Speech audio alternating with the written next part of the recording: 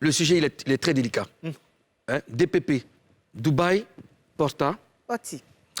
Je vous donne la définition et puis on dépaporise. Alors, Dubaï Porta Porti est une pratique... Porta Poti. Porta Poti. Tu connais ça? D'accord. C'est une pratique sexuelle qui consiste à transformer les êtres humains en toilettes humaines. Alors, à travers cette pratique, des gens s'enrichissent de façon dégueulasse. Au centre, les influenceurs. On en a deux sur le plateau. Non, influenceur. Influenceuse. Alors, c'est le deuxième sujet. D'accord. Buzz News. Influenceur comment? Non, Influenceur comment? Influenceuse. Non, on dit influenceur. Tu n'es jamais allé à Dubaï? Je suis là-bas chaque 3 mois. Oui, mais Non, c'est ça. influenceur, il y a femme et puis garçon, c'est influenceur. Tu ne vois pas dans Il ça, dit là, non. Alors, juste Crépin et Hassan, est-ce que vous avez déjà entendu parler de cette pratique avant? Juste. Bien sûr. Par le passé, on entendait parler comme ça. D'accord. C'était pas à Dubaï. Aujourd'hui, Dubaï est stigmatisé et puis est pris comme tête des gondoles parce que c'est l'espace où il y a la luxure, les gens vivent, les gens sont à l'aise. Et là-bas, il y a beaucoup d'argent qui circule. Sinon, ça se fait il y a longtemps et dans certains endroits. Même sur le tropique, hein, je veux dire, dans certaines villes de ce pays, il y avait des pratiques quand même qui étaient un peu D'accord. bizarres. Hassan? Dubaï, je trouve que le mot Dubaï même n'a même pas sa place ici. Hein. Porta Porti aussi. Ça pouvait s'appeler Assini Porti, ça pouvait s'appeler Mais ça y est là, en fait, on se cache derrière nos doigts. C'est des choses qui sont là depuis longtemps. Sauf que les gens en ont marre aujourd'hui. C'est maintenant que les sons sortent, sinon qu'est-ce qu'on ne sait pas? Cette Qu'est-ce vidéo... qu'on sait pas? Qu'est-ce qu'on doit savoir? Cette vidéo est sortie il y a 3-4 ans, c'est pas une nouvelle, c'est pas récent. Ouais. Mais je pense que c'est l'accumulation des conneries qu'on fait sur ces réseaux sociaux aujourd'hui qui poussent les gens à nous vomir d'une manière ou d'une autre. Et il y a toujours un moment où quelqu'un va être vomi et je vois beaucoup de personnes malheureusement qui viennent en 2 jours, qui ont fait 30 ou 40 postes pour se justifier qu'ils ne sont pas dedans. Qui vous a appelé? On parle de qui là? Je vois des influenceuses qui viennent sur les réseaux, qui viennent dire non, nous on n'est pas là, nous on vit de notre art, nous, personne ne vous a demandé quoi que ce soit. Moi je vais à Dubaï, hein, sincèrement, chaque 3 mois je partais à Dubaï. C'est très rare que moi je fasse une vidéo de mon hôtel où je suis. Déjà à la base même à Dubaï, les vidéos sur Facebook, en direct c'est interdit. Il faut forcément enregistrer. Même les appels vidéo WhatsApp, c'est interdit. Ça passe pas même en fait. Ça passe pas. Ouais, c'est difficile. Donc c'est très compliqué. Donc je ne sais pas il y a quoi, mais sinon, allez mettre, parce qu'il y a un deuxième débat qui est là. Il n'y a pas longtemps, on avait interdit les visas et aux Nigériens, au Nigeria, et même aux Libanais, à une autre nationalité. Bon, là, vous savez, avec ce débat qui est ancien, les gens ont remis sur la toile. Tout le monde insulte les gars de Dubaï. Et ça fait du bruit? Ça fait du bruit. Demain, quand Dubaï va décider de ne plus donner de visa à quelqu'un, ceux qui font leurs affaires à Dubaï, ça va beaucoup peser sur eux. Justement. Et ça, c'est un vrai problème parce que Dubaï, quand ça dégame, ça dégame. On n'a pas les mêmes esprits, ils sont très stricts. Oui. Alors, Karina. Mais on dit que c'est vos collègues, là, influenceuses, là, qui font ça beaucoup là-bas. Porti, porta. Porta, porti, mais porti, porta. Porti. Ou de rappel intensif de Dubaï. Au jaune. On dit que c'est vos collègues influenceuses, là. Hein? Comment vous réagissez à ça? Bon, je veux dire, c'est tout le monde qui fait ça. C'est tout le monde. C'est juste des personnes qui n'ont pas du gain facile. Je veux dire que c'est vrai que c'est parce qu'elles sont influenceuses qu'elles sont souvent plus exposées et on les soupçonne de certaines choses. Mais est-ce qu'on a les preuves factuelles de ce qu'elles sont parties là-bas et puis elles ont eu à pratiquer? On n'a pas les preuves, mais pour une simple influenceuse qui fait voir sur les réseaux sociaux une vie de luxe, sachant que ses revenus ne peuvent pas lui procurer un tel luxe. Forcément, ça... Frère, on est sur les réseaux sociaux, on est des influenceurs, si tu veux, des plus cotés ici en Côte d'Ivoire. Quand moi je vois des choses comme ça me fait rire. On gagne combien lorsque tu signes un contrat publicitaire? Excuse-moi, on gagne combien? Tu es allé dans quoi? Des chiffres. Et puis tu es allé t'asseoir dans une chambre d'hôtel, tu as fait photo à Bourg El Arab ici, ou pour rentrer là-bas, il faut être vraiment dosé. Ta soirée, c'est 2-3 millions juste pour louer une chambre ici, là. Moi-même, quand je passe à côté de ça, je ne prends même pas en photo parce que on dirait que sa photo est chère même. Tu allais t'asseoir là, et puis tu allais t'asseoir pour narguer les gens avec... Non, moi, je fais 2 millions, 3 millions par jour. C'est quoi le bara?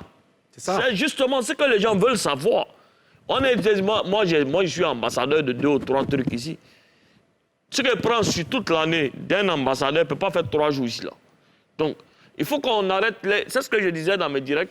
Il faut que les gens veulent qu'on les suive, oui. Mais nous, quand on nous dit comment ils gagnent leur argent, pour que nous aussi, on les suit positivement. Mais vous nous montrez une photo, nous, on n'a qu'à suivre. Peut-être leur moyen de gagner l'argent aussi, ça intéresse d'autres personnes. C'est pas possible. C'est de ça Comme on a dit, tout ce qui brille n'est pas de l'or. Peut-être que ce qu'on vous montre, c'est aussi du mensonge. Non, on le sait. Il y a beaucoup de bafouillages. Non, on le sait, mais c'est cette jeunesse. On a peur pour cette jeunesse aujourd'hui qui viennent défendre des gens qui ne connaissent pas pourquoi ils les défendent. Mais ils les défendent. Bon, honnêtement, est-ce que vous savez s'il y a des influenceurs ou influenceuses ivoiriennes ici qui ont eu recours à cette pratique ou du moins qui ont été approchés par des milliardaires pour faire ça? Non, je ne sais pas. Il y a d'autres qui se sont... Vraiment, je ne dirais pas de nom. Peut-être qu'ils n'ont pas mangé la chose, mais il y a beaucoup qui le font ici. Mais ils n'ont pas mangé. Donc ça existe en fait. Laisse juste finir, tu finis et puis... Ce que je dis, c'est que... La caméra, c'est ici. Franchement, ça nous met la puce à l'oreille. Hein. Quand on voit une personne dont le train de vie n'est pas le reflet de ses gains, c'est sûr que ça fait tic dans la tête. On se dit, mais comment elles font pour s'en sortir? Une fois, il est en train de dire, il y a certaines personnes qui vont te dire, par exemple, j'ai onglerie. Je ne sais pas si elles font les ongles aux anges. Est-ce que c'est un statut visé? Non, enfin, c'est correct. Moi, je partage ta vie. Oui, Est-ce que le revenu de ça peut te permettre d'être en 2, 3... Et puis après, comme Hassan est en train de dire là, quand tu as la boulimie d'exposer ce que tu as, c'est que souvent, ce n'est pas vrai. Parce que quand les gens sont bien contents, quand tu es heureux, tu n'as pas besoin de montrer. Pourquoi te montrer? Moi, je l'ai dit sur le plateau ici, je dis, mais quelqu'un qui vend pommes de terre au marché ne peut pas nous faire vivre, je sais pas, du luxe. C'est pas pareil. C'est quand même difficile. Tu arrives à Dubaï, on ne te regarde pas. Tu es noir, tu es blanc, tu es chauve, tu es habillé d'une manière. Tu rentres dans n'importe quel magasin. Moi, je peux rentrer dans le magasin de Richard Mille où la montre fait 300 000 €. J'ai dit, je vais me mettre dans ma main, je vais essayer. On te donne, tu essayes. Tu prends photo, tu publies. Vous dites qu'aujourd'hui, j'ai acheté la Richard Mille. Mais les gens te croient. Mais en tant que quand tu rentres, les gens veulent savoir. Et j'en connais beaucoup qui vont acheter premier choix. Quand ils finissent de faire leur photo, là, c'est parce que d'abord, ils sont passés au premier choix. Ils ont vu qu'il y a la même. Donc, ils passent en bas là-bas, ils payent faux, là, ils portent. Mais quand ils ont fait la photo, toi, tu as vu que c'est à Richard Mille. Dans le magasin Richard Mille, ça dit que c'est vrai. La publicité... Merci pour la pub. La publicité de Richard Mille, là, ici, on peut payer. $300 000, $400 000. Mais moi, en fait, il y a un truc que j'aimerais j'aimerais pas quand même que ça parte comme ça, qu'on accuse tout de suite les influenceurs et ceux qui achètent des montres ou des objets de luxe. On donne des exemples. Parce que oui, c'est vrai, c'est des exemples. Mais après, il y a des gens...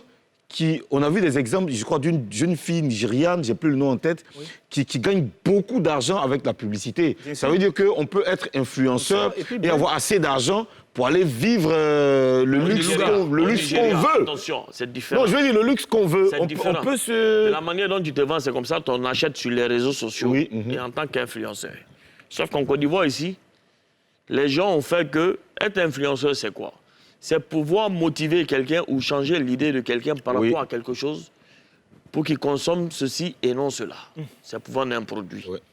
Au Nigeria, tu sais, tout commence par là-bas. Même les artistes, les Davido et compagnie, là, Joe, quand c'est pas le même level.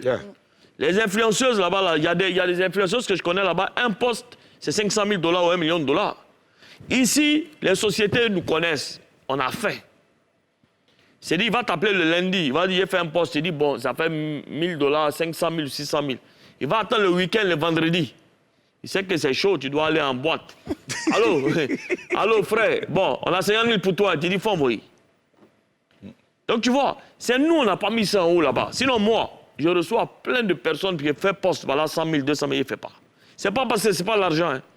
Mais c'est parce que c'est lui-là même demain, quand tu as donné le vrai barème, il va dire, oh, mais lui, là, on a fait 100 000 et lui, il a fait. Ici. Donc, c'est pas pareil. Mais la chose sur laquelle Tena a attiré l'attention de tout le monde, c'est que beaucoup parlent de fantasme. Ouais. Non, c'est vrai que la limite entre le fantasme et puis l'occultisme, c'est très fin, mais il y a beaucoup d'occultisme derrière. Ouais. Je veux dire, quel plaisir quelqu'un prend à déféquer Sur un être sur humain. un être humain. Ça veut dire que les gens ne se rendent pas compte que ritualistes derrière ça, aussi, il y a des ritualistes. Justement. Il y a des gens qui le font pour noircir les étoiles, et puis ça renforce leur pouvoir financier.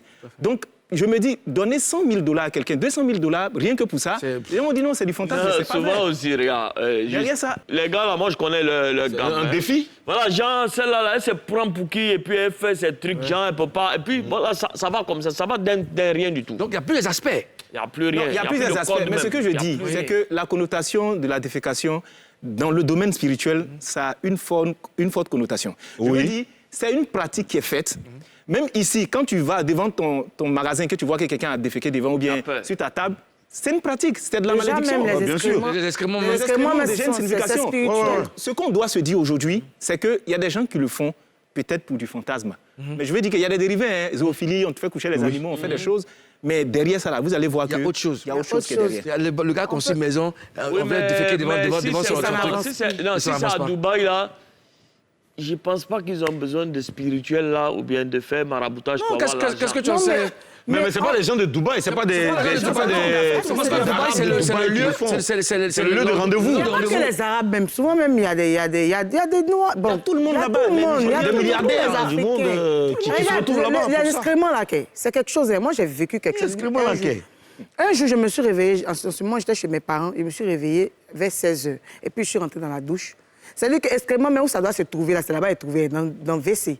Mais dès que mes yeux ont regardé, à 20h, j'ai commencé à perdre la vue. Toute la nuit, j'ai eu des plaies dans mes yeux, mais je t'ai dit, personne n'a dormi. J'ai pleuré jusqu'à 6h du matin, jusqu'à ce qu'on m'envoie chez l'ophtalmologue pour me laver les yeux. J'ai fait 2 semaines avec des plaies dans les yeux jusqu'à ce que je guérisse. Donc, c'est-à-dire que c'est quelque chose déjà même qui est spirituel.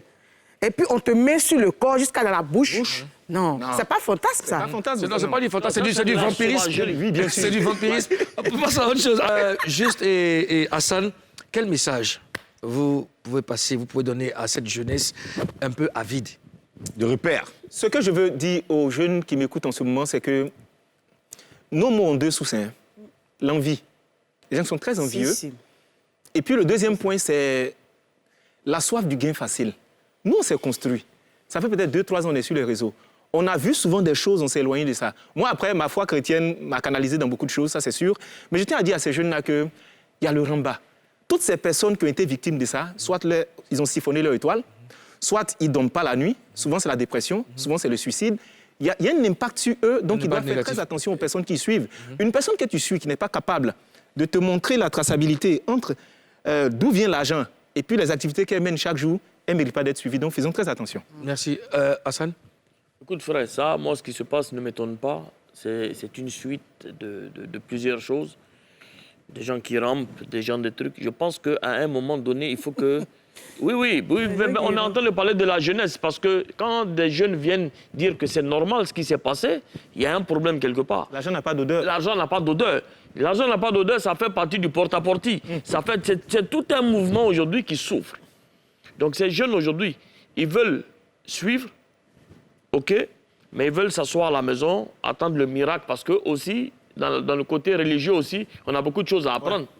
On nous dit que le miracle va venir te trouver où tu es. Toi, tu ne t'assois pas, tu es sur Facebook en train de travailler. Il faut que les jeunes sachent qu'il faut travailler pour gagner, mais de manière digne. Et vous, les chaînes de télé, Voilà. apprenez à mettre aussi en avant, comme vous êtes en train de le